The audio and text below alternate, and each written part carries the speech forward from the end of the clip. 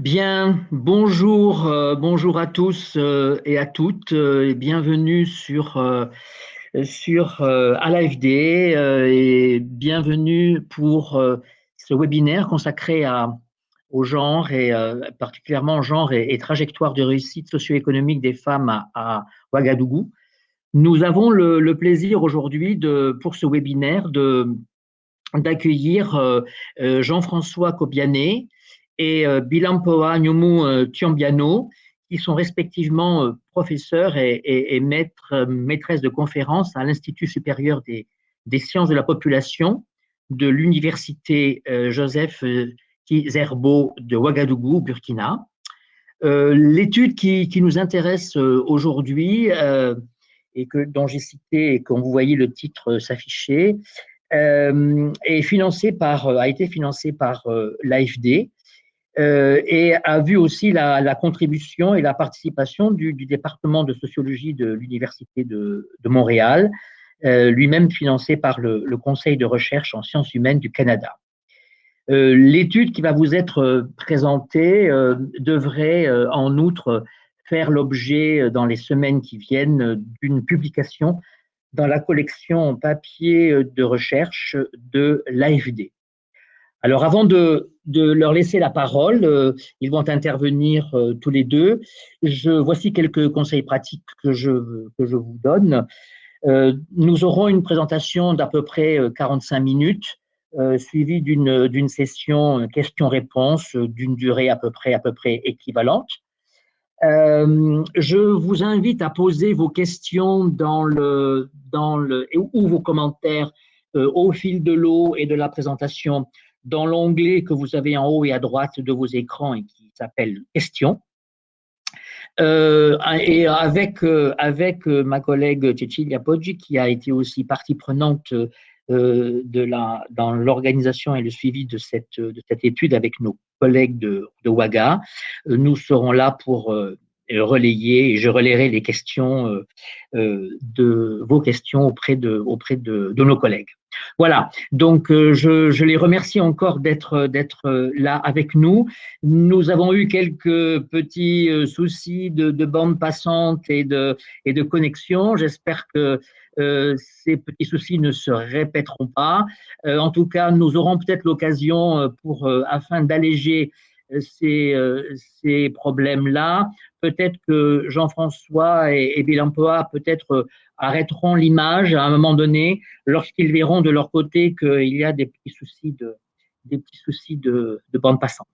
Voilà, Jean-François, je te laisse la parole et nous vous souhaitons encore une fois la bienvenue parmi nous et nous vous écoutons avec grande attention. Merci encore. Ok. Merci bien Serge et merci à tous les participants. Bonjour à tout le monde.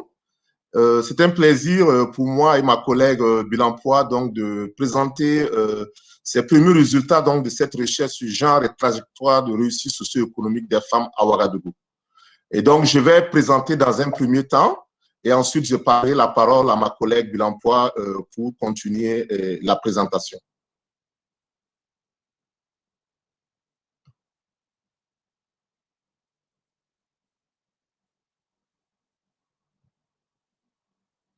Alors, d'emblée, ce que nous voudrions quand même mentionner, c'est que c'est un travail d'une équipe de recherche, même si c'est Bilampoa et moi qui présentons. Et donc, vous avez là la composition de cette équipe de recherche, donc qui est composée de chercheurs, d'enseignants-chercheurs de l'Institut supérieur des sciences de la population, mais aussi donc du département de sociologie de l'Université de Montréal. Et comme l'a rappelé Serge au début, c'est un travail de collaboratif donc qui a impliqué au plan donc scientifique donc l'ISSP, le département de sociologie de l'Université de Montréal, mais aussi avec un soutien d'un certain nombre de partenaires financiers, l'Agence française de développement, comme cela a été mentionné, mais aussi le Conseil de recherche en sciences humaines du Canada.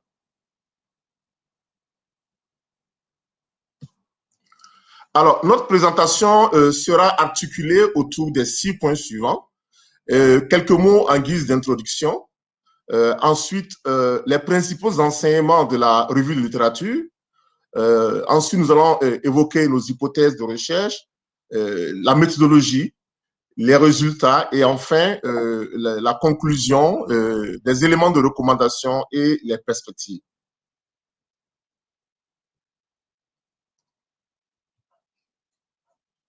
Alors, ce qu'on peut dire d'entrée de jeu, c'est que les inégalités de genre en Afrique, notamment, se présentent quasi exclusivement au détriment des femmes.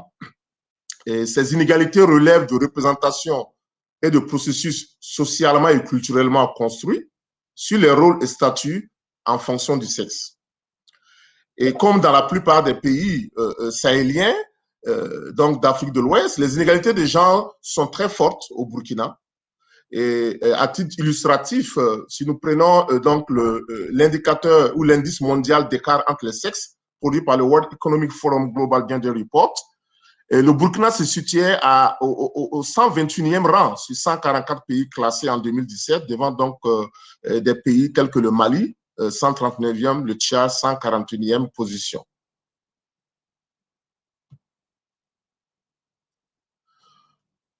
Ensuite, dans l'approche genre, on recherche en général à cerner les désavantages dont pâtissent les femmes, les pesanteurs qui les empêchent ou qui les maintiennent dans des positions économiques et sociales de second rang comparativement aux hommes.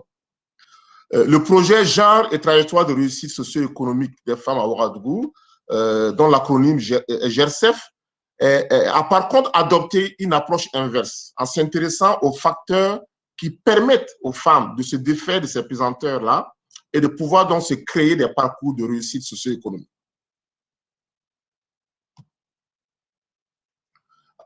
L'objectif général donc de ce projet GERSEF est d'étudier les transformations de la participation des femmes à l'éducation et au marché du travail à Ouagadougou et l'impact de ces changements sur leur parcours de vie et les dynamiques familiales.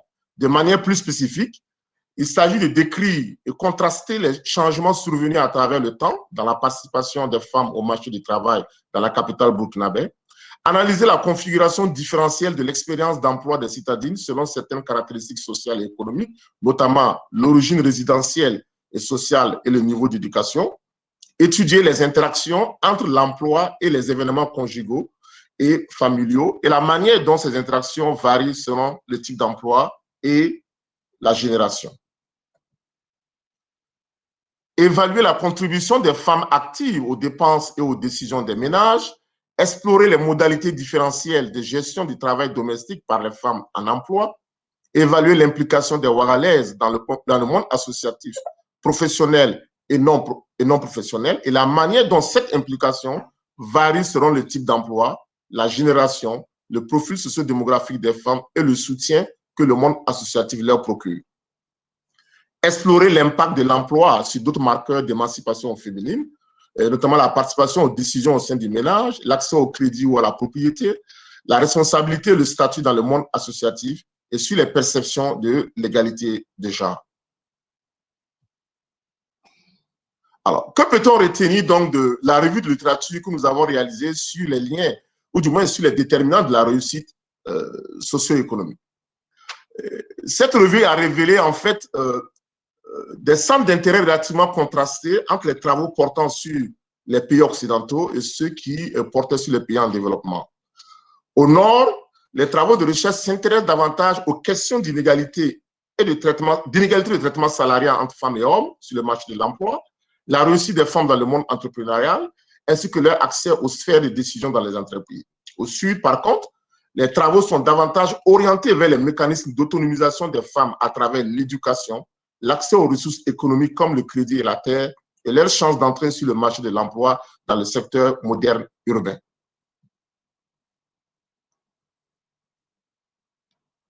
Mais on retient qu'au nord comme au sud, dans ces travaux, la réussite socio-économique est généralement perçue à l'aune donc de la réussite socio-professionnelle.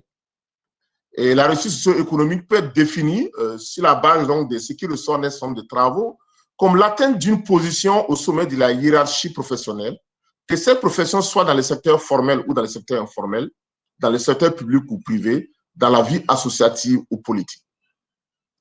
Et il ressort également l'intérêt d'examiner la réussite au-delà du prisme économique et des aspects uniquement objectifs tels que le revenu, la position hiérarchique, pour prendre en compte des aspects subjectifs de la réussite, la vision de l'individu, ses projets de vie et sa contribution dans d'autres secteurs de la vie, notamment familiale et sociale. Alors, en termes de données également, cette revue révèle que la compréhension des parcours professionnels et de leurs interrelations avec les autres domaines de la vie des femmes et des hommes requiert la disponibilité de données de nature longitudinale, particulièrement des données biographiques rétrospectives. Nous reviendrons plus tard donc sur ces données dans le cas du Burkina. Il ressort également la nécessité de contextualiser la notion de réussite socio-économique, ce qui requiert d'envisager, au-delà des données quantitatives, des données de nature qualitative afin de comprendre la perception qu'ont les femmes et les hommes de la réussite socio-économique et de pouvoir identifier des marqueurs constants ou spécifiques dans les parcours de réussite socio-économique. Alors, quelles sont les hypothèses de recherche? Quelques-unes de ces hypothèses. Et partant de la revue de littérature et des changements sociétaux en cours au Burkina Faso, les hypothèses suivantes ont été émises. Hypothèse numéro 1, avec l'urbanisation, les politiques éducatives successives mises en place au fil des années et les politiques de promotion de l'autonomisation des femmes et de réduction des inégalités de genre, on s'attend à un meilleur accès des femmes à l'éducation et à l'emploi formel lorsqu'on parle des générations anciennes aux générations les plus jeunes. Hypothèse 2, avec la persistance des rapports sociaux de sexe discriminatoires envers les femmes, on assiste, malgré cette amélioration générale de l'accès des femmes à l'éducation et à l'emploi formel, à un faible accès de celles-ci au niveau élevé du système éducatif, notamment le secondaire et le supérieur, et à des emplois de qualité. Hypothèse 3, la persistance de ces rapports sociaux sur les rôles des femmes et des hommes qui affectent aux femmes la charge des tâches domestiques et valorisent leur rôle d'épouse et de mère font que la conciliation de la vie professionnelle et de la vie familiale est plus difficile pour les femmes comparativement aux hommes. Hypothèse 4, malgré l'importance des dotations initiales en termes d'origine familiale, notamment l'éducation des parents, les catégories socio-professionnelles, la mobilité sociale à travers un accès plus important des femmes à l'éducation leur permet de réussir au plan social et économique.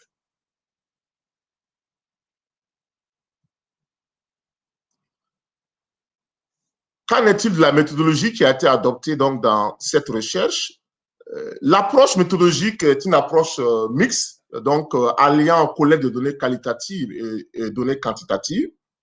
L'enquête qualitative, elle, s'est déroulée d'avril à mai 2019 à Ouagadougou. 18 entretiens individuels semi-structurés sur 22 prévus auprès des autorités administratives, notamment les ministères en charge de la femme, de l'éducation, de la santé, de l'économie, de l'emploi et des droits humains, auprès des partenaires techniques et financiers, des ONG et associations travaillant dans le domaine de la promotion du genre et de la famille.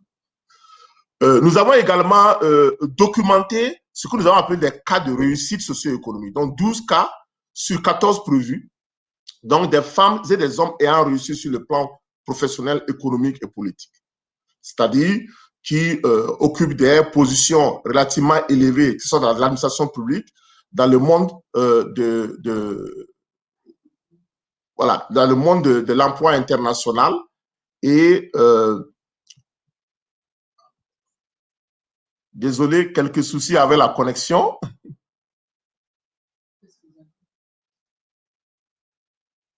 Vous nous entendez? Vous m'entendez? Oui, oui, Jean-François, on t'entend. D'accord, ok. Il y avait un souci avec la connexion momentanément. Voilà. Donc, je disais donc que nous avons réalisé 12 cas documenté 12 cas de réussite socio-économique sur 14 prévus. Donc, des femmes qui occupent des positions élevées dans l'administration publique, dans le monde des organisations internationales, le monde politique ou dans le monde économique. Et 6 discussions de groupe ont également été réalisées, 3 discussions de groupe avec des femmes, 3 également avec des hommes, dans le but de comprendre, dans le but de prendre en compte la diversité socio-économique de la ville. Ces discussions de groupe ont été réalisées dans des quartiers formels, centraux et périphériques, mais aussi dans les quartiers informels au niveau de la périphérie, ce qu'on appelle communément ici les non-lotis.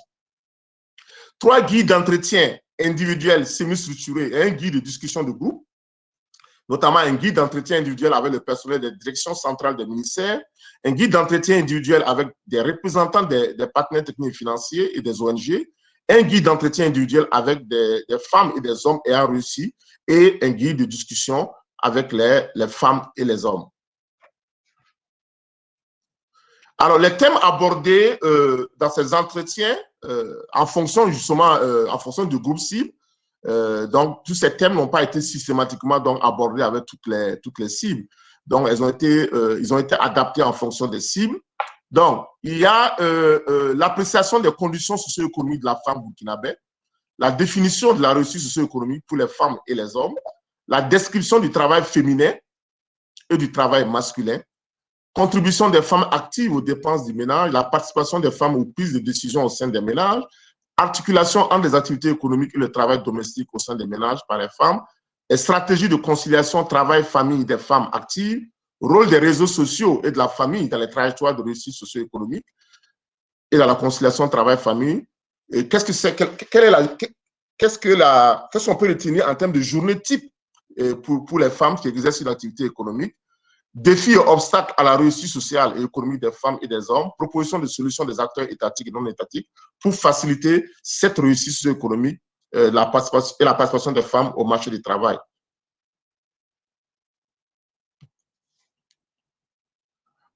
En ce qui concerne donc les cas de réussite, les thèmes qui ont été abordés dans le guide d'entretien étaient structurés autour de ces points-là. L'enfance et le contexte familial, le parcours scolaire, le parcours professionnel, la trajectoire familiale et la conciliation travail-famille, et enfin des propositions de solutions pour promouvoir la réussite sociale et économique des femmes au Burkina. Alors, en ce qui concerne l'enquête quantitative, alors 30 personnes ont été présélectionnées et formées du 7 au 18 novembre 2019, et 20 personnes ont été donc 10 femmes et 10 hommes donc sélectionnées à la fin de la formation pour construire 5 équipes donc, qui ont procédé à la collecte des données. La collecte des données s'est faite de manière électronique du 22 novembre 2019 au 21 mars 2020. Un échantillon aléatoire de 2000 femmes âgées de 20-59 ans et 1818 hommes âgés de 25-50 ans était visé initialement. La barre de sondage était constituée des zones de dénombrement issues du recensement général de la population et de l'habitation du Burkina de 2006. Donc, le tirage de l'échantillon s'est fait à 2 degrés. Au premier degré, c'est les ZD qui ont été tirés proportionnellement à leur taille. Au deuxième degré, à partir de la liste actualisée des ménages de chaque zone de dénombrement, un nombre constant de ménages a été tiré de façon aléatoire. Donc, 105 ZD ont été tirés donc, au premier degré, 20 ménages dans chaque ZD, ce qui fait au total 2100 ménages. Et dans chaque ménage, une seule personne éligible a été tirée pour l'entretien. Au total, 2104 ménages ont été enquêtés et 3395 biographies individuelles ont été réalisées. Au regard de l'échantillon initial, on peut dire que la couverture en termes de ZD de ménage est une couverture totale. Par contre, pour les entretiens individuels, nous avons pu réaliser 1771 entretiens individuels avec les femmes sur 2000 prévus, ce qui fait un taux de couverture de 88-89%. Chez les hommes, 1597 ont été enquêtés sur 1800 prévus, un taux de couverture de 88%.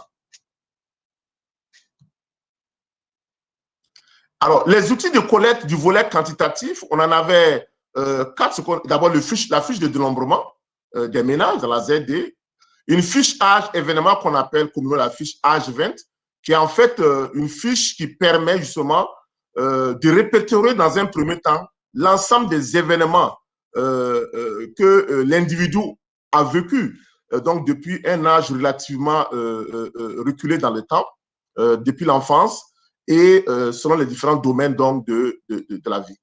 Et cette fiche âge permet justement, aide énormément à déjà établir l'enchaînement des différents événements avant d'aller vers donc, le remplissage des questionnaires individuels. Donc, il y avait un questionnaire ménage pour identifier les éligibles et un questionnaire biographique individuel. Alors, les modules du questionnaire biographique étaient les suivants. Il y avait une dizaine au total.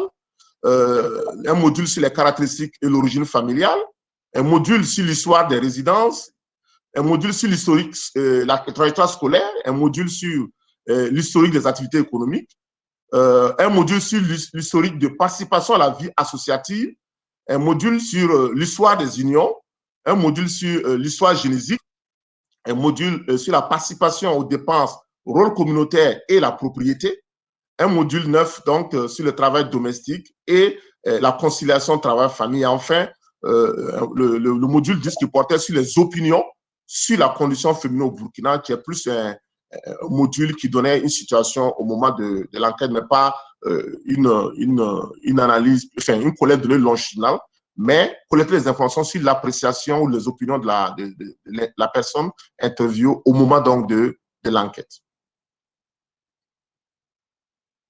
Voilà, donc je vais m'arrêter là et passer la parole à ma collègue Bilampoua. Et je vais mettre la vidéo dans un premier temps pour que on puisse donc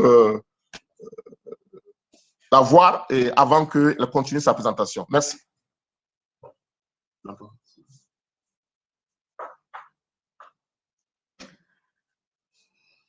Merci Jean-François, merci à tous les participantes et participants.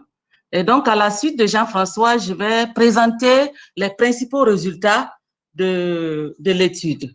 Et comme il a souligné, il y a deux volets. Il y a eu l'enquête quantitative, mais il y a eu aussi l'enquête qualitative. Il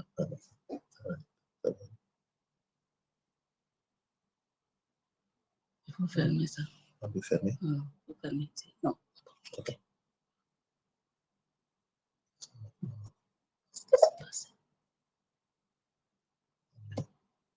Ok. Voilà, c'est bon. Ah. On va répéter en arrière. Ok, non, c'est bon, c'est la première. Après, je vais enlever la vidéo.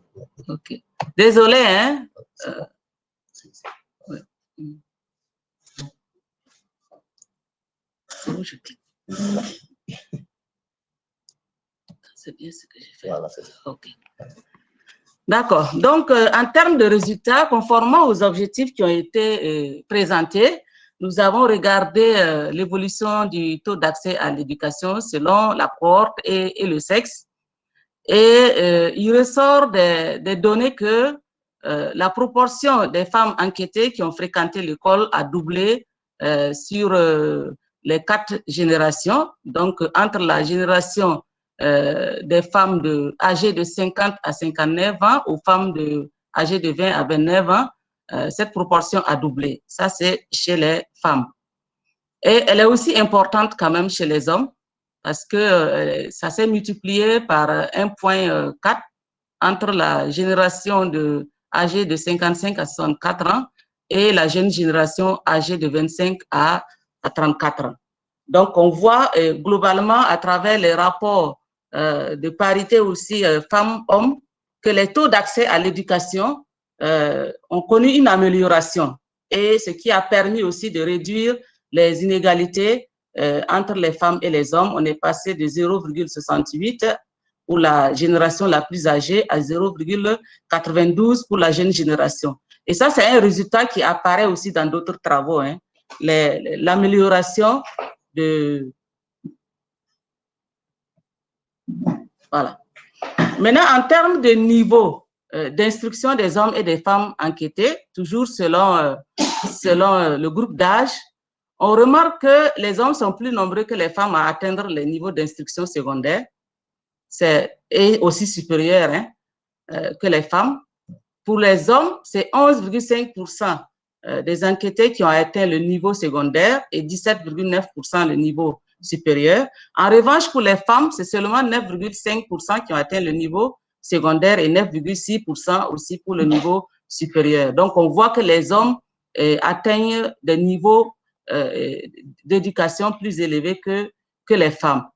Mais il reste quand même nettement inférieur, même s'il reste nettement inférieur à celui des hommes, l'accès à l'éducation supérieure, on voit que ça s'est augmenté, ça s'est amélioré chez les femmes aussi au fil des générations, parce qu'on est passé de 3,3% des femmes qui accédaient au supérieur à 14,9% en l'espace des 4 générations. Donc là aussi, il y a des progrès, bien qu'on voit toujours que les hommes sont nettement favorisés. En termes maintenant de filières, comme attendu, on voit des inégalités de genre dans l'orientation scolaire, c'est connu, parce que la majorité des femmes, hein, près de 93%, sont orientées vers l'enseignement général. Or, on sait que c'est un type d'enseignement qui offre peu de débouchés à l'emploi. En revanche, près de 90%, ce sont près de 90% des hommes qui sont orientés dans l'enseignement général. Globalement, on sait que l'offre de l'enseignement technique est encore très faible au Burkina et environ un homme sur 10 a eu accès à ce type d'enseignement et c'est seulement 7 femmes sur 10 qui ont eu accès à ce type d'enseignement. Là aussi, on voit un peu des inégalités de genre en termes de filières fréquentées. Si on compare le niveau d'instruction des hommes et des femmes enquêtés par rapport à leurs parents, ici, c'est les femmes comparées à leurs mères et les hommes comparés à leurs pères. On voit que globalement, la majorité des femmes et des hommes ont des niveaux d'instruction supérieurs à celui de leur mère pour les femmes et de leur père pour les hommes. Globalement, c'est ce qui apparaît. Cependant, la mobilité scolaire par rapport aux parents de même sexe concerne une proportion plus grande quand même des hommes, environ 65%, contre seulement 60% pour les femmes. Et aussi, même quand on considère le parent de sexe opposé, c'est toujours quand même les hommes qui sont favorisés. C'est 72% des hommes qui ont un niveau d'instruction plus élevé que leur mère et c'est seulement à environ 51% des femmes qui ont un niveau d'instruction plus élevé que leur père. Et globalement, pour les femmes, la mobilité scolaire est plus forte de la mère à la fille plutôt que du père à la fille. Ça aussi, c'est apparu dans les entretiens où les femmes qui n'ont pas eu la chance d'aller à l'école ou celles qui n'ont pas été à des niveaux élevés avaient vraiment pour objectif que leurs filles puissent atteindre des niveaux d'instruction élevés. C'est apparu dans les entretiens qualitatifs. On a aussi regardé l'âge d'accès au premier emploi rémunéré pour les hommes et pour les femmes.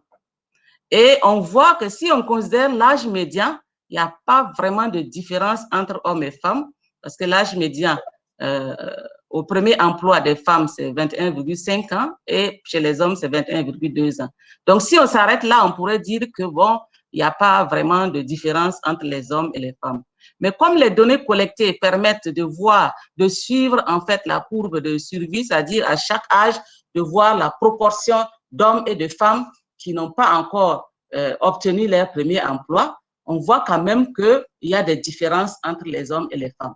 Parce que la courbe montre qu'avant l'âge de 20 ans, les jeunes femmes sont proportionnellement plus nombreuses que les hommes à avoir déjà exercé une activité rémunérée. Donc, vous voyez la courbe des femmes qui est en dessous de celle des hommes jusqu'à 20 ans. Par exemple, à 15 ans, c'est 17,5% des jeunes femmes qui ont déjà eu accès à un premier emploi contre 14,2% des hommes. Et ce résultat pourrait s'expliquer par le fait que les femmes ont un faible accès à l'école et à la formation professionnelle, ce qui fait qu'elles rentrent plus rapidement en activité que les hommes. Mais lorsque vous regardez la courbe après 20 ans, vous voyez qu'en ce moment, la courbe des femmes passe au-dessus de celle des hommes, ce qui veut dire que la tendance s'inverse et c'est maintenant la proportion des jeunes hommes ayant déjà obtenu un emploi rémunéré qui est supérieure à celle des jeunes femmes. Si on prend par exemple à 30 ans, la proportion de femmes qui n'ont pas encore exercé une activité est de 18% contre seulement 8% chez les hommes. Donc, il apparaît des inégalités à ce niveau dans le parcours. En termes de secteur d'activité et de catégories socio-professionnelles de ce premier emploi payé pour les hommes et pour les femmes, il apparaît des différences de genre dans le type du premier emploi exercé. Donc, Les résultats, en tout cas, montrent et confirment la place importante occupée par l'économie informelle dans l'emploi des jeunes au Burkina, notamment chez les jeunes femmes. C'est un résultat qui est apparu dans les travaux antérieurs. Et donc, c'est confirmé aussi dans ces données-là, c'est confirmé dans cette étude. Et on voit que la majorité des hommes, environ 76%, et des femmes, près de 90%, ont obtenu leur premier emploi en dehors du secteur formel, public ou privé. Donc, on voit là l'importance du secteur informel dans l'accès au premier emploi des hommes et surtout des femmes. Et en plus de cela, la majorité des femmes travaillent comme indépendantes ou employées non qualifiées. C'est près de 82, plus de 82%. Et peu d'entre elles, en tout cas, commencent leur vie professionnelle en tant que cadre ou employeuses ou employés qualifiés. C'est seulement 17,7%, donc moins de 18% des femmes rentrent en activité dans ces catégories-là. Donc, on le sait, c'est aussi un résultat qui est apparu dans d'autres travaux. Les hommes étant plus scolarisés que les femmes, bon, ils accèdent mieux à des catégories socio-professionnelles aussi plus élevées que les femmes. Et cela apparaît dès le premier emploi.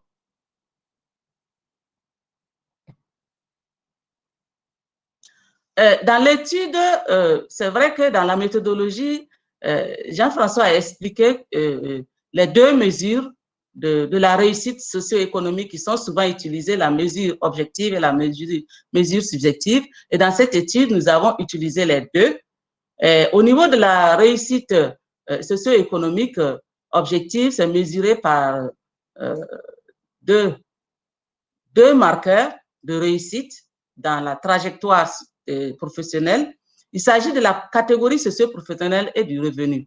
À ce niveau, pour les cadres supérieurs et moyens, et pour tous ceux qui avaient un revenu supérieur ou égal à 100 000 francs CFA, ils ont été considérés comme dans des situations de réussite socio-économique. Et au niveau subjectif, c'est à travers la perception qu'ont les femmes et les hommes de leur réussite dans les différentes sphères qui ont été considérées que cela a été mesuré. Donc, les sphères, c'était la sphère familiale, communautaire, professionnelle ou politique.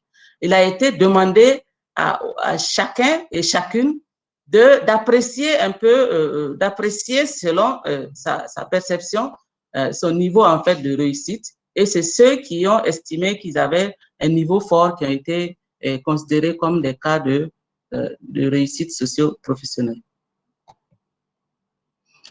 Donc, par rapport à ces résultats, on voit que quel que soit le domaine considéré, donc les 4 domaines, le niveau de réussite déclaré ou bien réussite subjective est plus fort chez les hommes que chez les femmes.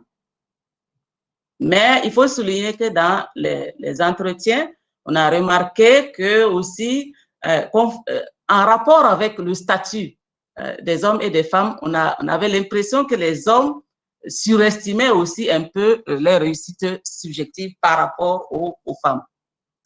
Et c'est surtout dans la sphère familiale que le niveau de réussite est le plus élevé. Quand vous regardez le graphique qui est à côté, et c'est suivi de la sphère communautaire à des niveaux un peu plus élevés aussi. Ensuite vient la sphère professionnelle et enfin la sphère politique, si on veut classer ces 4 sphères-là, se présentent comme ça. Mais les différences entre les hommes et les femmes ayant connu un niveau fort de réussite socio-économique est plus important, surtout pour les 2 sphères, notamment la sphère politique et la sphère professionnelle.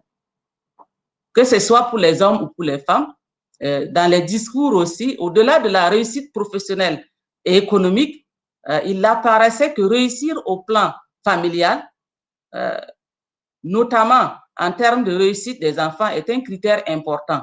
Clairement, dans les discours, il apparaissait que réussir, un homme ou une femme réussit quand ses enfants réussissent. Et davantage pour les femmes, c'est quand elles réussissent l'éducation de ses enfants qu'on peut dire qu'elle a réussi, en plus maintenant du statut du mariage et aussi du statut social.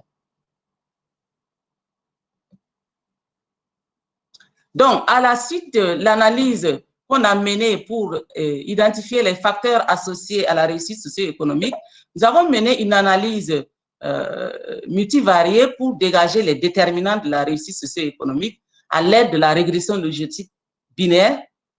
Et 9 variables ont été considérées au total. Ces 9 variables ont été leur association avec la réussite, aussi bien objective que subjective, ont été testées. Mais là, on veut contrôler l'effet de chacune maintenant en présence des autres variables, donc en contrôlant par les autres variables. Donc, les résultats observés sont en général valables que l'on considère la réussite objective ou la réussite subjective, avec des effets plus importants quand même lorsqu'il s'agit de la réussite objective. En rappel, la réussite subjective, c'est surtout, ça vient de l'appréciation des hommes et des femmes de leur niveau de réussite. Mais ici, nous synthétisons surtout, nous mettons l'accent sur les résultats qui portent sur la réussite objective. Et nous les présentons en 2 blocs, un bloc de variables dont les effets se maintiennent après contrôle des autres variables, ce que nous appelons effet net, et un autre bloc dont les effets disparaissent après contrôle des autres variables. Donc, qu'est-ce qu'on constate? Les variables dont les effets se maintiennent en présence de toutes les autres, c'est la cohorte de naissance, c'est le nombre d'enfants, c'est le niveau d'instruction et c'est le milieu de résidence à la naissance. On voit que plus les femmes sont âgées, plus elles ont des chances de réussir. Et cela aussi ressortait dans les entretiens où on disait que bon, une femme, c'est vraiment avec l'âge, c'est quand elle avance en âge que elle atteint en tout cas un niveau de réussite socio-économique. Et on voit très bien au niveau des effets nets que cet effet-là se maintient même lorsqu'on contrôle pas les autres variables. Les femmes, par contre, les femmes qui ont une parité très élevée ont moins de chances de réussir que les autres. Même si dans les discours, il apparaissait que l'enfant faisait partie, les enfants faisaient partie des critères d'appréciation du niveau de réussite, on voit ici que dans l'analyse quantitative, une parité élevée réduit les chances de réussir pour les femmes. Ça peut se comprendre aussi parce qu'une parité élevée suppose plus de temps pour s'occuper des enfants, vu que c'est la femme surtout qui assure cette tâche-là, et ça lui fait moins de temps aussi pour exercer une activité économique. Cela est apparu aussi dans d'autres travaux. Par contre, un résultat inattendu chez les hommes, c'est qu'une parité plus importante semble être associée à une plus grande chance de réussite. Contrairement à ce qu'on pouvait penser, chez les hommes, plus la parité est élevée, plus les chances de réussite sont élevées. Un résultat qui apparaît clairement aussi bien pour les hommes que pour les femmes, c'est que le niveau d'éducation atteint a un effet important sur la réussite socio-économique et surtout chez les femmes. Quand vous regardez les coefficients des femmes, c'est très élevé. Donc, ça voudrait dire que, en tout cas, c'est un facteur, c'est un déterminant important de la réussite socio-économique. Par contre, quel que soit le sexe, naître dans une commune rurale diminue les chances de réussir. Et cela est d'autant plus important pour les femmes. Et cela est lié justement à l'offre d'éducation aussi, qui est un peu, qui défavorise le milieu rural.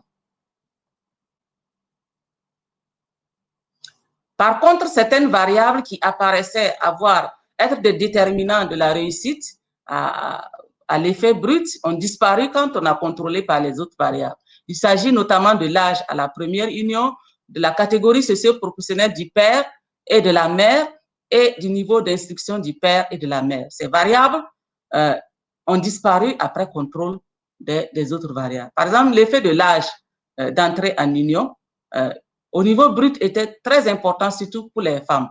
Mais cela apparaît surtout lorsqu'on contrôle par le niveau d'éducation.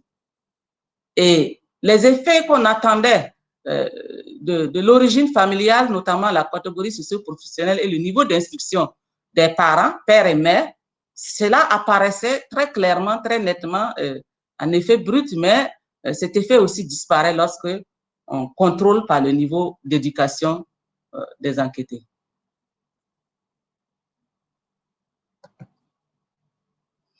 Donc voilà, de façon très synthétique, les résultats, les principaux résultats. En termes de conclusions, recommandations et perspectives, en conclusion, il faut dire que l'objectif général de la recherche, comme l'a souligné Jean-François au début, est d'étudier les transformations de la participation des femmes à l'éducation et au marché du travail sur leurs chances de réussite socio-économique.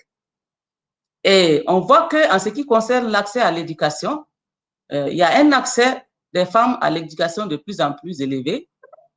On voit que ça progresse avec les cohortes.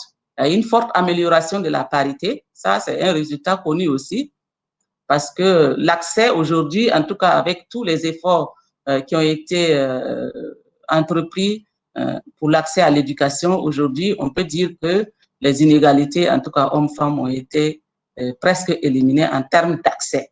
Mais on voit quand même quand il s'agit de l'accès à l'enseignement supérieur et le niveau de diplomation, on voit encore des inégalités très grandes, surtout en défaveur des femmes qui accèdent moins à ce niveau-là et qui accèdent très peu au diplôme, même en ce qui concerne le niveau secondaire. Au niveau de l'emploi, l'accès des femmes à l'emploi rémunéré s'améliore aussi avec les générations, mais les données montrent que les femmes continuent de se retrouver dans des positions professionnelles plus précaires que les hommes, et majoritairement dans le secteur informel, un secteur qui est peu organisé et avec des revenus parfois faibles. Quand on a regardé par rapport aux deux mesures de réussite socio-économique, que ce soit, quelle que soit la mesure, que ce soit la mesure objective ou subjective, les hommes sont proportionnellement plus nombreux que les femmes à réussir. Et l'écart est important lorsque on considère surtout la réussite objective. Parce que la proportion d'hommes ayant réussi d'un point de vue objectif, c'est environ 29%, ce qui fait 4 fois plus que les femmes, 6,6% environ. Et pour ce qui est de la réussite subjective, il s'agit de 27% environ chez les hommes contre 16% chez les femmes. Mais ce qui ressort surtout, c'est l'effet prépondérant du niveau d'éducation atteint sur les chances de réussite socio-économique et surtout quand on considère les femmes. Donc, l'effet du niveau d'instruction apparaît très clairement et un effet aussi qui accroît lorsqu'on passe du niveau primaire au niveau supérieur, bien évidemment, puisqu'il est ressorti des résultats que les femmes atteignent très peu le niveau supérieur. Donc, le niveau d'éducation de la femme tend également à capter, nous l'avons vu dans les résultats, à capter l'âge au mariage et aussi l'origine familiale. Ces variables étaient statistiquement significatives, donc on pouvait penser que c'était déterminant de la réussite, mais leur effet disparaît quand on prend en compte le niveau d'éducation atteint. En ce qui concerne l'âge au mariage, ce résultat s'explique par le fait que plus la femme est instruite, plus elle reste longtemps dans le système éducatif, plus elle retarde son entrée en union. Et c'est un résultat aussi qui est bien connu à travers la littérature. Donc, ça peut expliquer cela. En ce qui concerne l'origine familiale, notamment le niveau d'éducation et la catégorie socio-professionnelle des parents, la forte mobilité scolaire et professionnelle observée, aussi bien pour les hommes que pour les femmes, contribue à long terme à s'affranchir d'un héritage familial. Hein? On voit que l'héritage familial est très limité lorsqu'on atteint des niveaux d'instruction et des niveaux professionnels élevés. Donc, le fait de naître dans une commune rurale, par contre, contribue à réduire les chances de réussir sur le plan social et économique. Et il est surtout important pour les hommes pour les femmes que pour les hommes. Donc, un résultat aussi à retenir au niveau de la mesure objective de la réussite, c'est que l'effet négatif d'une forte parité, nombre d'enfants, par exemple, pour les femmes, sur l'échange de réussite, c'est apparu très clairement. Donc, la forte parité, en tout cas, joue négativement sur l'échange de réussite socio-économique des femmes. Et enfin, que ce soit pour la réussite objective ou la réussite subjective, plus les femmes sont âgées, plus leur champ de réussite socio-économique est grand. Et ce qui renvoie justement à des résultats de l'enquête qualitative aussi, où il apparaissait que la réussite socio-économique est un processus qui intervient dans le long terme au cours du parcours de vie, surtout en ce qui concerne les femmes. En termes de recommandations, nous les avons organisées par acteurs à l'endroit des ministères en charge de l'éducation, c'est de poursuivre la promotion de l'éducation des filles au secondaire et au supérieur. Nous l'avons vu, c'est vraiment le principal déterminant de la réussite socio-économique des femmes. Et jusque-là, les politiques éducatives ont d'abord ciblé le primaire et ensuite le post-primaire, mais il va falloir vraiment prendre en compte les autres niveaux d'enseignement pour atteindre, en tout cas, et aussi assurer la diplomation des femmes dans les différents niveaux pour assurer, en tout cas, la réussite socio-économique des femmes et aussi des hommes. Il faudrait aussi promouvoir l'enseignement technique et réduire les inégalités de genre à ce niveau, parce que, comme je l'ai dit, pour l'instant, l'offre est faible, mais en travaillant à promouvoir l'enseignement technique, il faudrait éviter d'aller avec des inégalités de genre, donner les mêmes chances aux filles et aux garçons d'accéder à cet enseignement-là qui offre plus d'opportunités en termes d'emploi. À l'endroit des ministères en charge de l'emploi, de l'économie et des finances, de la fonction publique et du secteur privé, nous suggérons de mettre en place des politiques spécifiques dans le secteur de l'emploi, notamment le secteur informel qui occupe la majorité des femmes, comme on l'a vu. Et il faut dire que c'est un secteur qui est peu organisé, donc il serait nécessaire de mettre en place des politiques spécifiques pour mieux organiser et mieux accompagner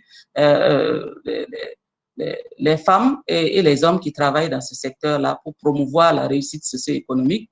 Donc, il faut soutenir de façon spécifique la promotion professionnelle des femmes aussi, à travers des politiques spécifiques et des mesures d'accompagnement pour les aider à mieux concilier vie professionnelle et vie familiale. Parce que c'est vrai, nous n'avons pas présenté ces résultats, mais il apparaît très clairement la difficulté pour les femmes de concilier vie familiale et vie professionnelle, ce qui n'est pas aussi favorable à leur réussite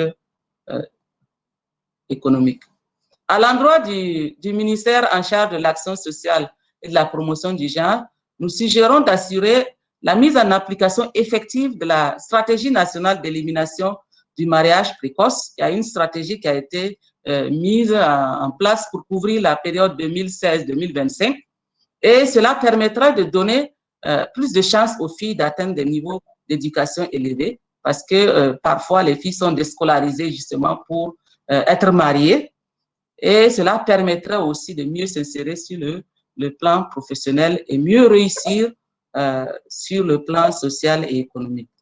À l'endroit du ministère en charge de la santé, nous suggérons une meilleure promotion encore de l'accès aux services de santé, notamment de la reproduction, services de qualité, qui répondent réellement, effectivement, aux besoins des femmes pour leur permettre de faire des choix éclairés, appropriés en matière de reproduction.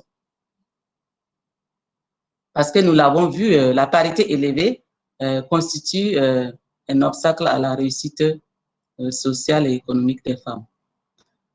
En perspective, c'est vrai que nous avons sorti les premiers résultats, mais il faut dire que la recherche sur genre et trajectoire de réussite socio-économique offre vraiment un certain nombre d'enseignements pour les politiques d'autonomisation des femmes. Nous l'avons vu même à travers ce que nous avons présenté, mais ce sont des données assez riches et aussi bien les données quantitatives que les données qualitatives. Donc, il y a des aspects qui n'ont pas encore été exploités et il y a des résultats aussi qui méritent d'être approfondis par des analyses plus poussées au regard vraiment de la richesse des données qui ont été collectées. Si nous prenons l'exemple du parcours type de réussite socio-économique, est-ce qu'il y a vraiment des parcours types de réussite selon qu'on est femme ou homme? Est-ce que ces parcours sont différents? Qu'est-ce que l'on considère la réussite objective ou la réussite subjective? Et quels sont les niveaux et les déterminants de la réussite dans les différentes sphères? Pour l'instant, on l'a fait globalement, mais nous avons considéré 4 sphères de la vie et quels sont les déterminants en fonction de la sphère? Quelles sont les interactions entre la réussite des femmes dans les différentes sphères de la vie? Nous l'avons aussi abordé, mais une analyse approfondie est nécessaire. Et comment est-ce que cette interaction joue sur les perspectives professionnelles? Comment ces interactions varient d'une génération à une autre? Voilà autant de questions non exhaustives à ce stade qui méritent en tout cas d'être approfondies. Et l'équipe est en train d'élaborer un programme de valorisation des données pour permettre d'aborder ces questions et bien plus. Et ce programme de valorisation servira aussi à la formation de jeunes chercheurs, que ce soit au niveau master ou doctorat. Les étudiants pourront aussi exploiter ces données dans le cadre de ce programme de valorisation-là pour les travaux de fin d'études.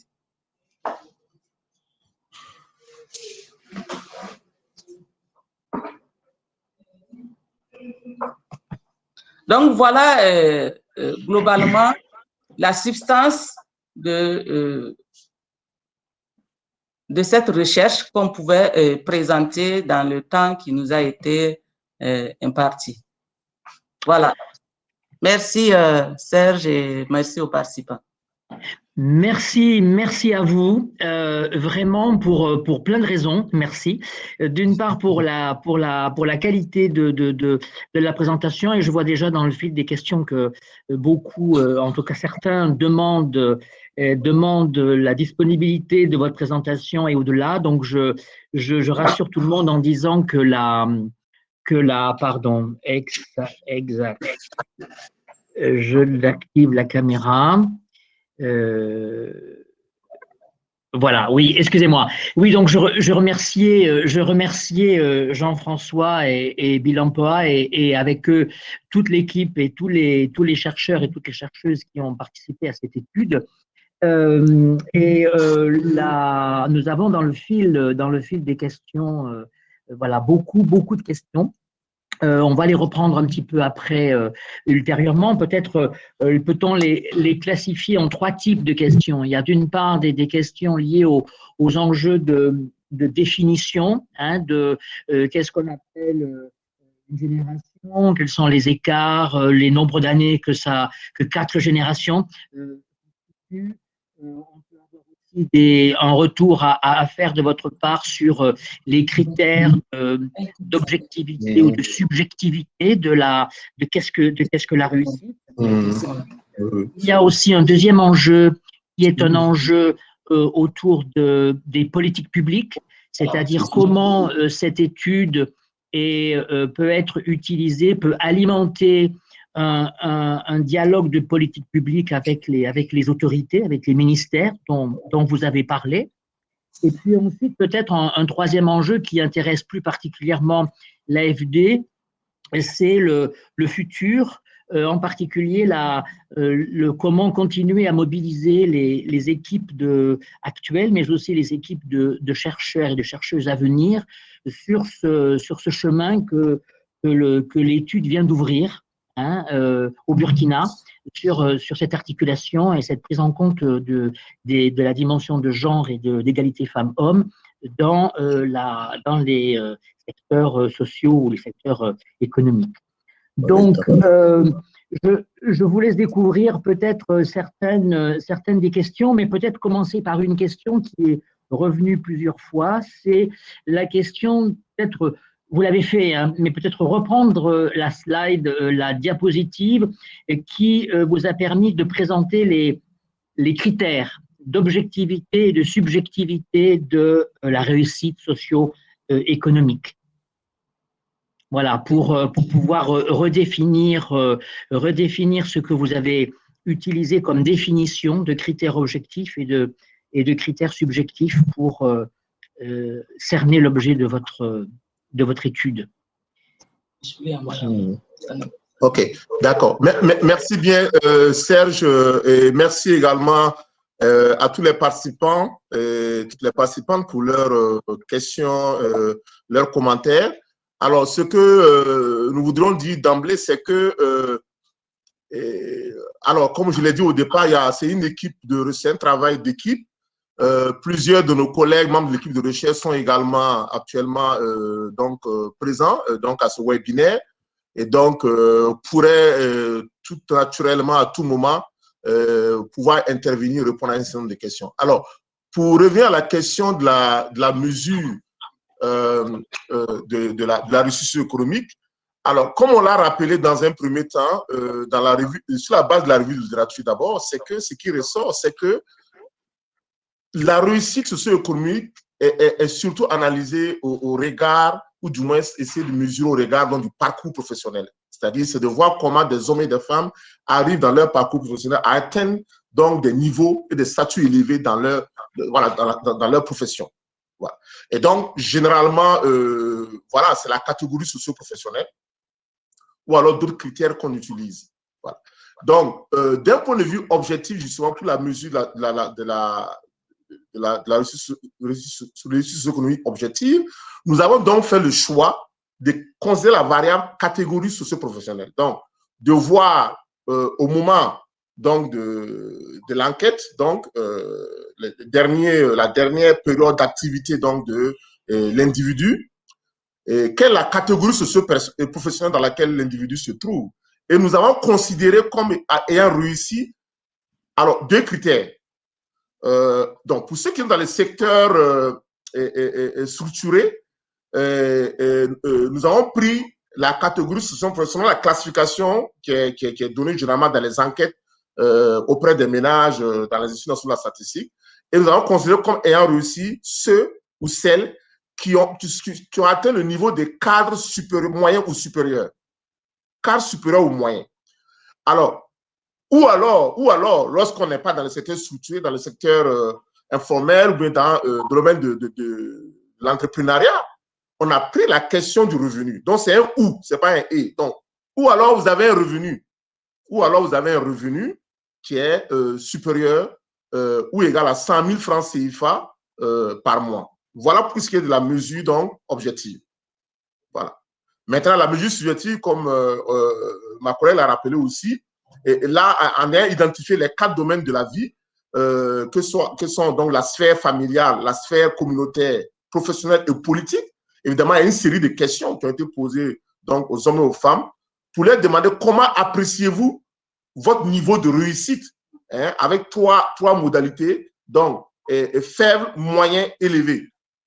Voilà. Et c'est l'individu qui donne l'information, qui apprécie. Et donc, sur la base de ça, nous avons pris en compte d'abord ceux qui ont indiqué qu'ils avaient un niveau fort de réussite. Et ensuite, en combinant cela, bon, d'abord, on a vu qu'il y a pratiquement même pas de gens qui avaient si on donne la valeur 1 pour quelqu'un qui a réussi, si on prend une approche dichotomie, a réussi de manière forte ou pas, on a vu que en fait, les niveaux les plus élevés de réussite, c'était de réussir dans 3 domaines sur les 4. Donc, finalement, vu la faible proportion des gens qui ont réussi au-delà de 2 domaines, nous avons préféré prendre comme critère de réussite subjective ceux qui ont déclaré avoir eu un niveau fort, qui déclarent avoir eu un niveau fort de réussite dans au moins l'un de ces 4 domaines. Voilà. Voilà un peu comment la mesure subjective a été mesurée. Très bien. Peut-être aussi, Jean-François, puisque je m'adresse à des démographes, tu es toi-même professeur de démographie, peut-être revenir sur 2 concepts très rapidement. Le premier, c'est le concept de génération et de donner peut-être une idée de combien représente d'années le concept, par exemple, de 4 générations. Hein, ça recouvre combien d'années entre une femme de la génération 1 et une jeune femme de la génération 4, d'une part, et peut-être aussi expliquer le polysémisme du mot parité.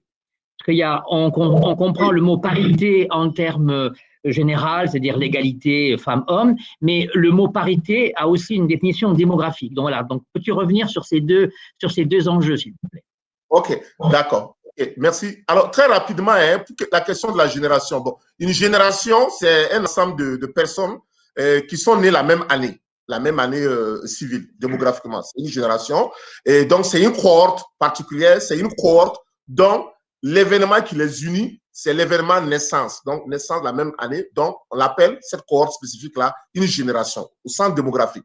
Maintenant, du point de vue des analyses, pour rendre compte des changements sur la durée et aussi d'éviter les fluctuations qui peuvent aller d'une génération annuelle à une autre, on raisonne généralement parce que les changements démographiques, du point de vue de l'inertie des phénomènes socio-démographiques qui se s'axent sur la durée, il est intéressant plutôt de voir ce qu'on appelle des corps synthétiques, donc des grands groupes de générations.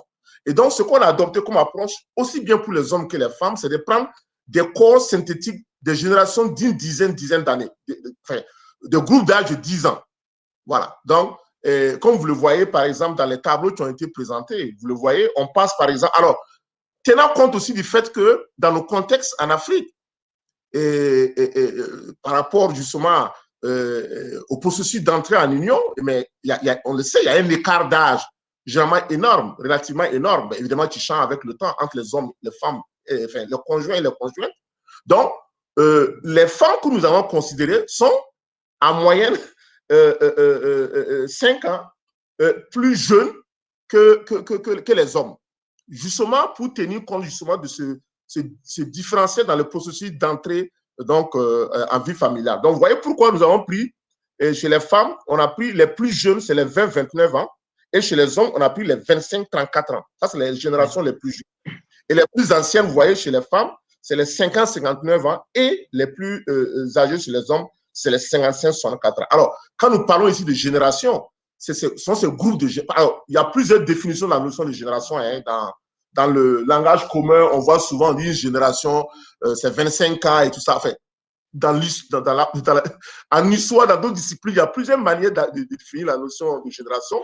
Mais en démographie, voilà comment on l'a défini. Et nous, ce qu'on regarde, c'est les changements qui interviennent entre ces grands groupes donc, de générations, des gens qui sont nés à des périodes différentes, et pour apprécier justement l'évolution des changements dans le temps. Voilà. Alors, pour ce qui est de la parité, bon, c'est pas la parité en termes d'indice de parité d'écart entre hommes et femmes ici, on l'a précisé, c'est la parité au sens de nombre d'enfants, le nombre d'enfants qu'une femme a déjà mis au monde à un moment donné, à un âge donné. Voilà. Très bien. La parité atteinte. Voilà. À un moment donné, combien d'enfants vous avez mis au monde, enfants nés vivants que vous avez mis au monde. Voilà. Très bien. Merci Jean-François. Je reprends le fil des questions et peut-être je reviendrai sur ces enjeux de définition, mais je pense que là, ils sont bien couverts. Deuxième enjeu qui est ressorti des questions, c'est les enjeux en termes de relation de l'étude avec les politiques publiques. C'est-à-dire en quoi votre étude peut alimenter et peut répondre soit à des questionnements, soit à des non prises en compte précisément d'enjeux par les politiques publiques au Burkina Faso. Et là, vous avez cité dans les recommandations un certain nombre de ministères, un certain nombre d'agences, mais on pourrait aussi inclure les agences de développement. Donc voilà, des questions autour effectivement des inégalités de genre au Burkina Faso et comment les politiques publiques ont-elles été ou non développées pour pouvoir les réduire et pouvoir les prendre en compte. OK. Il y a plusieurs aspects dans la préoccupation. D'abord, comment est-ce que nous allons rendre utile cette recherche? Parce que c'est ça, en fait, finalement. Comment rendre utile les résultats de la recherche? Il faut dire que tout au long, d'ailleurs, on a impliqué les acteurs de l'administration au niveau des différents ministères pour non seulement nous accompagner dans la collecte, mais aussi finaliser les outils de collecte. il y a eu un atelier qui a été organisé avec ces acteurs-là pour finaliser les outils de collecte et nous avons pris en compte toutes les préoccupations qu'ils avaient soulignées avant de finaliser les outils. Ce que nous avons aussi l'habitude de faire pour rendre utiles les résultats, c'est qu'après, à la fin de la recherche, nous organisons un atelier pour présenter les résultats de la recherche aux acteurs au niveau administratif, au niveau politique. Et cette fois-ci, nous comptons inviter même les enquêtés, hein, les hommes et les femmes qui ont été enquêtés à Ouagadougou, dans les différents secteurs, pour participer à cet atelier-là. À ce niveau, d'ailleurs, puisqu'on l'avait annoncé dès la collecte, nous avons vraiment eu pas mal de sollicitations de gens qui cherchent à savoir quelles sont finalement les conclusions de notre recherche. Donc voilà, en tant que chercheurs, nous mettons à la disposition des acteurs politiques ces données-là pour servir aussi à l'élaboration des politiques dans ce sens. Et il faut dire aussi que dans le programme de valorisation que nous envisageons, nous allons aussi produire des documents spécifiques, cibler des questions et puis produire des documents faciles à exploiter tels que des policy briefs à l'intention justement des politiques. Ils ont besoin de savoir des résultats clés par rapport à tel aspect pour servir lorsqu'ils élaborent les politiques dans tous les secteurs. Et on a aussi actuellement un programme qui porte sur la valorisation et la diffusion des connaissances scientifiques et les résultats pourront servir aussi à alimenter cela parce que l'objectif, c'est justement, l'objectif de ce programme, c'est d'amener les acteurs à utiliser les résultats des recherches, les données probantes dans l'élaboration des politiques au niveau social. Je ne sais pas si j'ai couvert la question parce qu'il y avait plusieurs aspects. C'est très bien, très bien. Merci beaucoup, Mélampoa. Je reprends le fil et là j'ai une question qui est peut-être un peu déportée parce qu'elle n'a pas été abordée, mais précisément peut-être nous dire pourquoi, si c'était complexe ou si c'était pas du tout dans le périmètre initial. La question est est-ce que vous avez considéré ou vous avez pris en compte le poids et l'impact, par exemple, des violences basées sur le genre dans la réussite ou pas d'ailleurs, ou empêchant la réussite socio-professionnelle des femmes. Est-ce que ces questions sont apparues dans les échanges qualitatifs que vous avez eus avec les enquêtés? Et si oui, qu'en avez-vous tiré comme enseignement? OK. C'est heureusement qu'en terminant, vous avez parlé de l'enquête qualitative. Sinon, d'office, dans l'enquête quantitative, on n'a pas abordé cette question. Par contre, dans les entretiens, puisqu'on voulait voir les facteurs favorables ou défavorables à la réussite sociale et économique, on a spontanément, les gens abordaient certaines questions, notamment la question de violence. Ou alors la question de prise de décision, par exemple, par rapport à l'activité économique. Le fait qu'une femme soit libre de décider de mener une activité économique sans le consentement de son conjoint, ça, il apparaissait clairement que c'est impossible. Autant l'homme peut décider de faire son activité sans le consentement de sa femme, autant tous, hommes comme femmes, étaient unanimes que c'est impossible pour la femme de mener une activité économique. Or, on sait que la réussite économique est justement associée à l'activité et que si elle veut mener une activité, il lui faut d'abord l'accord de son conjoint. Mais donc, indirectement, oui, mais la question des violences conjugales comme ça n'a pas été clairement abordée. Mais dans les entretiens, il y a des aspects qui ressortaient. Par exemple, quand on vous dit c'est l'homme qui est le chef, c'est lui qui décide de quand est-ce qu'on planifie, quand est-ce on prend telle décision, quand est-ce qu'on scolarise les enfants, ainsi de suite. C'est des questions indirectes qui peuvent laisser percevoir cela, mais on n'a pas abordé très clairement la question des violences basées sur le genre. Et pour rebondir sur ce que tu viens de dire, est-ce que dans la masse de données que vous avez collectées et qui n'ont pas encore été entièrement à 100% exploitées, est-ce que vous pensez qu'il y aurait des pistes pour aller regarder, aller expliciter un petit peu cette question, même indirectement, comme tu l'as dit, des violences ou non, ou c'est pas possible? Enfin, ce serait quand même trop extrapolé. Ce serait extrapolé, peut-être juste prospecter des pistes. Parce que, comme je l'ai dit, certains discours, de façon indirecte, peuvent laisser apparaître cela, mais pas de façon approfondie. De façon approfondie, il faudrait vraiment envisager une autre collecte. Merci. Autre question comment dirais-je, renvoie non pas à une vision a posteriori que les femmes pourraient avoir de leur réussite, mais une vision d'avant, c'est-à-dire quelles sont les aspirations. Est-ce que vous avez pu noter, justement, en fonction des différences d'âge, des aspirations ou des définitions de la réussite différentes entre des femmes plus âgées et des femmes et des jeunes femmes ou des très jeunes femmes? Tout à fait. Par contre, si l'analyse n'est pas encore poussée par rapport à cet aspect, c'est quelque chose qui est très envisageable. Aussi bien, en tout cas avec les entretiens, comme nous avons collecté les données aussi quantitatives selon l'âge, c'est quelque chose qui est envisageable.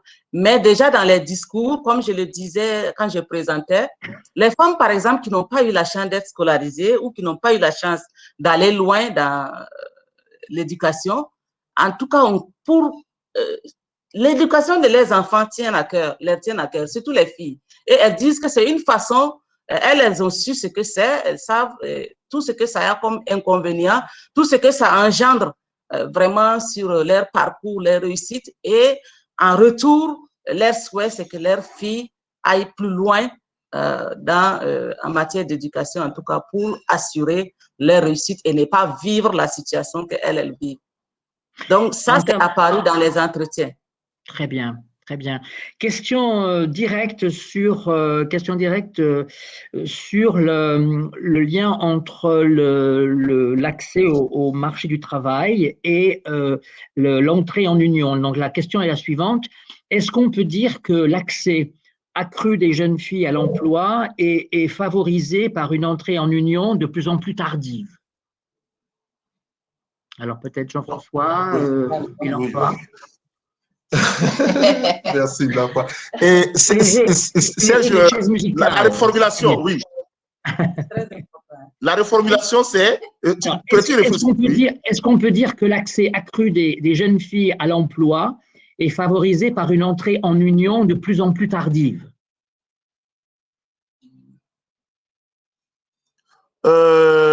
L'entrée, donc ça veut dire, on peut formuler ça. Est-ce que l'entrée tardive en union favorise, améliore l'entrée? Voilà. En fait, ça passe par l'éducation. Non, en fait, non, là, on est en train de faire le lien entre l'entrée en union et l'entrée sur le marché de l'emploi. Oui. Alors, il y a des analyses, c'est des analyses qu'on peut faire. C'est des analyses qu'on peut faire. Mais nous, on s'est intéressé surtout au marqueur, à un certain nombre de marqueurs, par exemple, le rôle de l'éducation. D'accord. Voilà. Le rôle de l'éducation et l'effet même de cette entrée en union sur la réussite. Voyez-vous, c'était pas, voilà, c'est pas direct en fait, c'est pas direct. Absolument. Mais il est clair que il y a un lien. Bon, il y a un lien parce que en fait, hein, les deux en réalité sont influencés par l'éducation, puisque plus on reste plus à l'école, plus on retarde l'entrée en union, mais en même temps, on retarde son entrée en emploi pour pouvoir accéder à de meilleurs emplois. Donc, il faut peut-être voir la chose comme ça, mais effectivement, c'est des analyses qu'on peut approfondir après, quoi. Alors, autre question, je le prends là au fil de l'eau. Quelles actions, là on retombe sur les enjeux de politique publique, quelles actions engagées dans les communes rurales pour augmenter les chances de réussite des filles? Ça dépasse le cadre de l'étude. Hein. Non, mais je pense que ce qu'on a dit est très… oui, dans les recommandations, c'est clair. C'est-à-dire que il y a un résultat qui apparaît pas seulement au Burkina, mais aussi ailleurs, hein, dans la sous-région. C'est cette inégalité énorme qu'il y a entre le monde rural et le monde urbain. Et d'ailleurs, il faut le dire, on a fait beaucoup plus d'efforts dans la réduction des inégalités entre sexes que les inégalités entre le monde rural et le monde urbain. Ça, c'est quelque chose qu'il faut dire et insister là-dessus. C'est-à-dire que l'écart entre les villes et la campagne reste encore un écart énorme. Et donc, et ça joue, on l'a vu, sur finalement les perspectives de vie future. Donc, en termes donc de politique, c'est de dire, il faut tout ce qui a été entamé ces dernières années, évidemment, il faut poursuivre. On a mis beaucoup l'accent sur le primaire. Alors, dans le cas du Burkina, on a vu des résultats récents, hein, à part des statistiques scolaires, qui montrent que ces dernières années, alors là, ça c'est intéressant, il semble même, globalement, hein, pas rural, urbain, mais globalement, il semble même avoir un avantage des filles sur les garçons au niveau du poste primaire, mais au secondaire, elles restent encore relativement moins scolarisées. Donc, c'est de dire qu'il faut poursuivre, parce qu'il y a eu ce qu'on appelle les politiques de discrimination positive pour justement booster donc l'accès des filles à l'éducation. Il y a eu des progrès énormes, on le voit d'ailleurs à travers les statistiques scolaires, mais aussi les enquêtes, que cet écart entre les filles et les garçons s'est considérablement réduit. Et au primaire, même au post-primaire, ça se voit. Mais au secondaire, au supérieur, on l'a dit, ça reste encore grand. Donc, c'est de dire qu'en milieu rural, il faut certainement continuer à renforcer l'offre, mais il faut savoir aussi que ce n'est pas seulement la disponibilité des établissements, c'est tout l'environnement scolaire qu'il faut travailler à améliorer. Parce que, bon, voilà, il faut bien que ces jeunes filles, ces jeunes garçons, et surtout les jeunes filles, puissent avoir un environnement sécurisant qui leur permet de poursuivre leur scolarité. Et je pense que c'est ce qu'on peut dire en fait en termes de recommandations. Et voilà, et mieux cibler les zones aussi, les zones rurales. Et je pense qu'il faut poursuivre. Alors, ce qu'il faut dire, on met souvent malheureusement l'accent sur l'accès, mais c'est pour la question de la rétention et aussi la question de la qualité des apprentissages. Je pense que tout ça, c'est des éléments, ce n'est pas l'objet de ça, mais ça veut dire qu'en termes de politique aussi, il faut au-delà de l'accès, l'aspect quantitatif, travailler vraiment à améliorer l'aspect qualitatif. Très bien. En lien avec ces enjeux éducatifs, je relaye une question, et là je lève l'anonymat, puisque c'est un collègue qu'on connaît très bien, une question de Marc Pilon, qui a assisté à cette présentation, qu'il trouve très bien. Et Marc pose la question suivante. Quelles sont les différences entre hommes et femmes quant au chômage des diplômés, notamment du supérieur ? C'est-à-dire, j'imagine que quelles sont les différences, par exemple, dans l'accès au travail, dans le maintien dans le chômage, par exemple, ou je ne peux pas dire l'accession au chômage, mais en tout cas le fait d'être en chômage pour lorsqu'on est un diplômé du supérieur en tant que femme et en tant qu'homme. Quelles sont les différences? Oui, ben, c'est des résultats que nous avons, c'est des choses qu'il faut regarder. On ne l'a pas fait, mais ce qu'on peut présumer aussi, c'est le problème des effectifs. Voilà, nombre d'observations. Parce que lorsqu'on arrive à ces niveaux-là supérieurs, évidemment, pour ce type d'analyse, on est souvent limité par la taille de l'échantillon, le nombre d'observations. Mais sinon, les données existent, on peut regarder cela, mais on ne l'a pas abordé pour l'instant dans le cadre de cette recherche. Donc, c'est des aspects qu'on pourrait approfondir, quoi.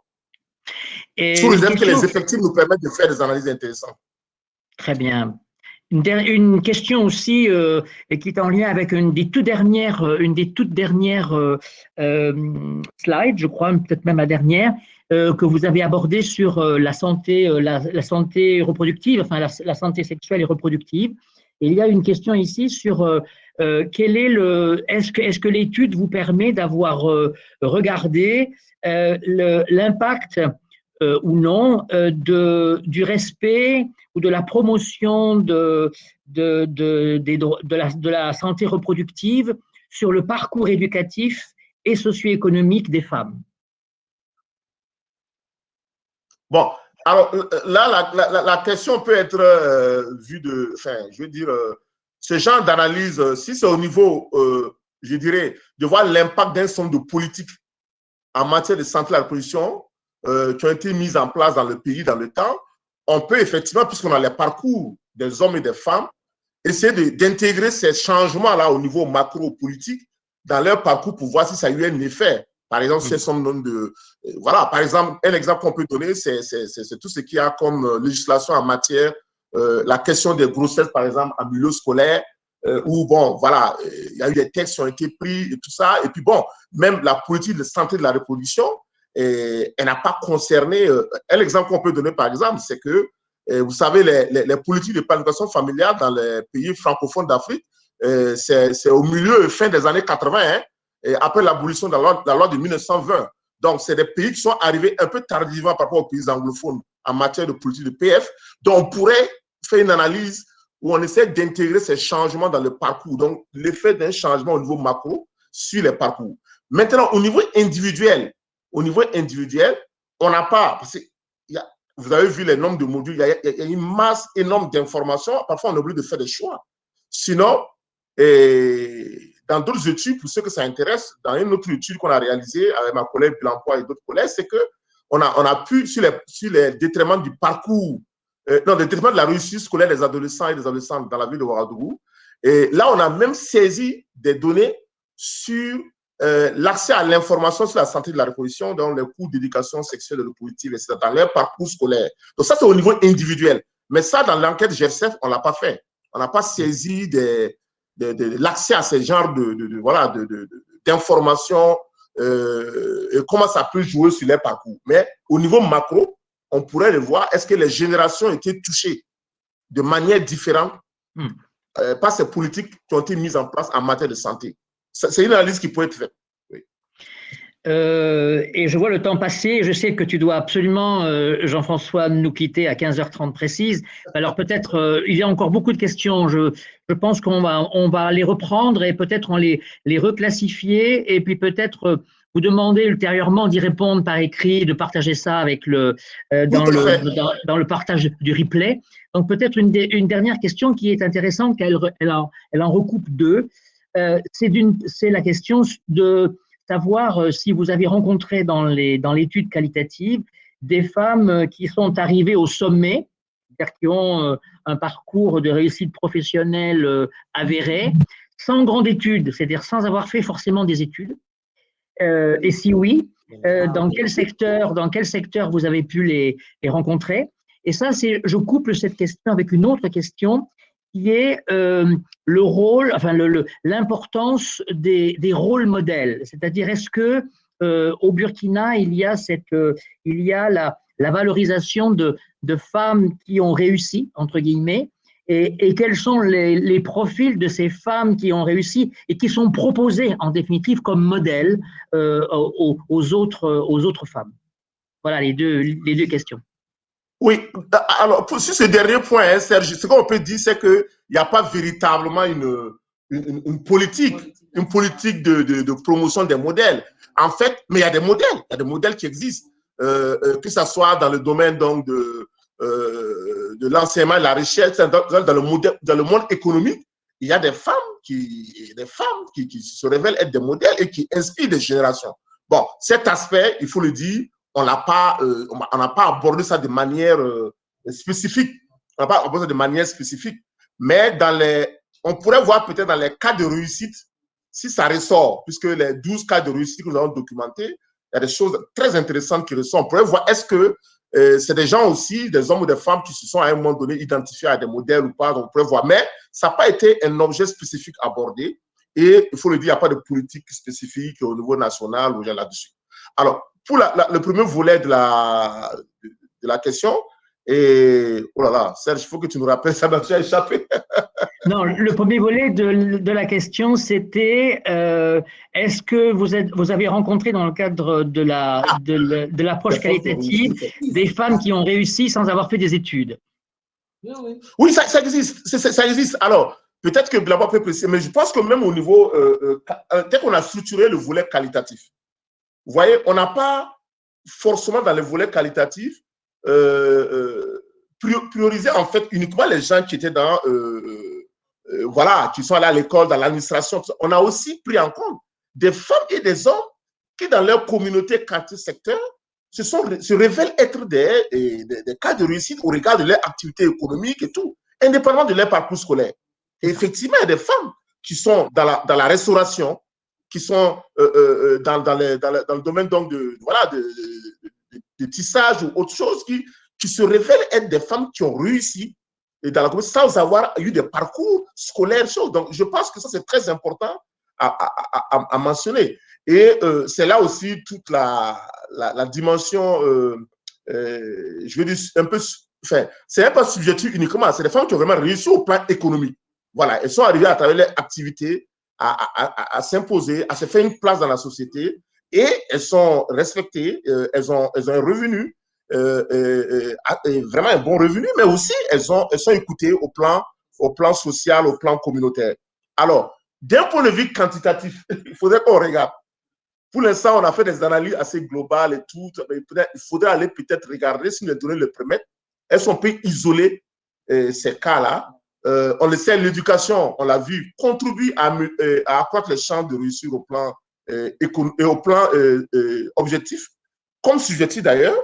Mais on peut aller voir les cas spécifiques des hommes et des femmes qui n'ont pas, c'est pas allé très loin à l'école, mais qui ont réussi. Ça, on peut aller regarder pour voir ce que ça donne. Très bien. Je vois que nous arrivons au terme de ce webinaire. Vraiment, je vous remercie encore beaucoup de cette présentation en duo qui respecte tout à fait la parité de genre. Donc, nous vous en remercions beaucoup, beaucoup. Je rappelle qu'un papier de recherche sera bientôt publié, signé par vous, bien sûr, par vous deux, mais au nom de vos équipes. Et j'ai bien retenu effectivement aussi tout le potentiel que représente… Signé par nous tous, cher Jade. Le papier est signé par toute l'équipe. Absolument, absolument. Oui. Et je voulais aussi souligner les potentialités de recherche future par rapport à la collecte, aux collectes que vous avez fait qui sont loin d'être épuisées. Et je pense qu'on ne manquera pas de reprendre ça, d'en reparler ensemble dans les jours, dans les semaines qui viennent. Mais en tout cas, merci encore au nom de tous mes collègues et de tous les participants pour votre superbe présentation. Merci à vous aussi. Voilà, merci encore. Merci Serge, merci à tous les participants. Et comme tu l'as proposé, on va essayer de répondre aux questions plus tard. Si on a la liste des questions, on essaiera de répondre par voilà. Absolument. Merci encore. Absolument. Très bien. Merci encore. Merci à vous. Au revoir. Au revoir.